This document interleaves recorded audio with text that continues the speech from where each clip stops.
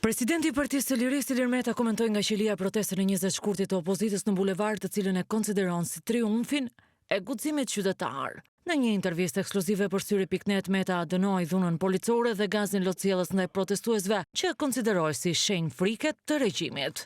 Si triumf të guximit qytetar mbi panikun e juntës policore të regjimit. Fakti se që në agim të ditës, ministre që nuk i lejohet të merret me policin, por vetëm me adresat, paralajmëroi se policia nuk merrte përsipër mbarvajtjen e protestës që e ka detyrim kushtetues e ligjor. Paralajmëroi për shkallëzimin e presionit dhe dhunës ndaj protestuesve. Dhe foto kryesore e protestës së mbrëmshme ishte plumbi në ballin e një zonje, pedagoge nga Shkodra. Pra Rama nisi dje ditën duke u fshehur pas deklaratës së një gruaje dhe e kulmoi duke goditur me plumb në ball një grua të nderuar, e cila të hënën do të dalë përpara studentëve të saj me ballin e gjakosur.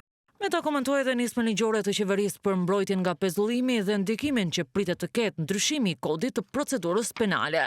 Miratimi i Nenit Rama do të ishte funeral politik i Rama reformës së sotme. Pra Rama do i bënte me duart e tij funeralin suksesit më historik në mbi 110 vite shtet sipas tij, që ishte pikërisht kapja e plotë e drejtësisë nga ai. Nuk ka një nen që i bën ndërman Ramës, nuk ka asnjë shtet dhe fuqi që t'i dalë për zot e di Ramës tani që shqiptarët kanë vendosur t'i dalin zot vetes së tyre dhe vendit të tyre, që të mos goditen me plumb në ball sepse protestojnë, që të mos vidhen çmendurisht. Sipas Metës, Rama po kërkon fundin e reformës në drejtësi për të bërë mburojtje skandaleve ku është i përfshirë, ndaj po bën edhe avokatin, jo vetëm të Belinda Ballukut, por edhe Mirlinda Kërçanajt. Përballë kësaj situate, Meta tha se opozita nuk duhet të ndalë protestat e saj. Meta theksoi se populli shqiptar është vendosur në kushtet e vetmbrojtjes së pashmangshme nga një regjim band.